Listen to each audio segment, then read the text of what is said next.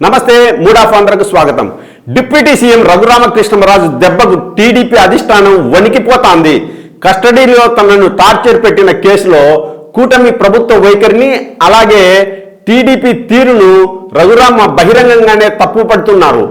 రఘురామ ఒక అంశాన్ని ప్రస్తావిస్తే చాలు ప్రభుత్వం టీడీపీ వెంటనే సీరియస్గా స్పందించడం ఆశ్చర్యం కలిగిస్తోంది.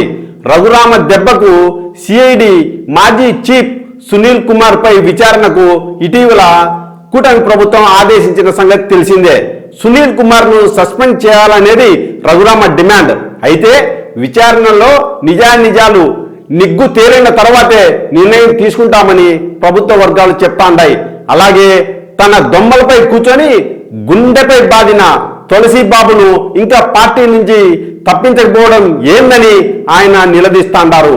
రఘురామ మజాక టీడీపీ రాష్ట్ర అధ్యక్షుడు పల్లా శ్రీనివాస్ నుంచి ఒక ప్రకటన వచ్చింది. టీడీపీతో తులసి బాబుకు ఎలాంటి సంబంధం లేదని, ఈ మేరకు గుడివాడ ఎమ్మెల్యే వెనిగళ్ల రాముకు సమాచారం కూడా అందించారు. ఎన్నికల సమయంలో వెనిగళ్ల రాము విజయంలో తులసి బాబు కీలకంగా పనిచేసినాడు. అంతేకాదు వెనిగళ్ల రాము భార్యకు తులసి బాబు సమీప బంధువు కూడా. రఘురామ కేసులో తులసి బాబును అరెస్టు చేసి రిమాండ్కు తరలించే సందర్భంలో ఒంగోలుకు ఎమ్మెల్యే రాము వెళ్లి గంటసేపు చర్చించిన సంగతి తెలిసిందే. ఈ నేపథ్యంలో రఘురామ ఆగ్రహానికి తలొగ్గి తులసి బాబుతో టీడీపీకి సంబంధం లేదని చెప్పడం గమనార్హం. దీన్ని గుడివాడ ఎమ్మెల్యే ఏ విధంగా తీసుకుంటారనేది తేలాల్సి ఉంది.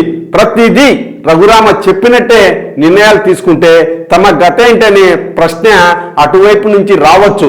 ప్రస్తుతానికైతే రఘురామ చెప్పినట్టే ప్రభుత్వం టీడీపీ నడుచుకుంటున్నాయనే సంకేతాలు జనంలోకి వెళ్తాండాయి.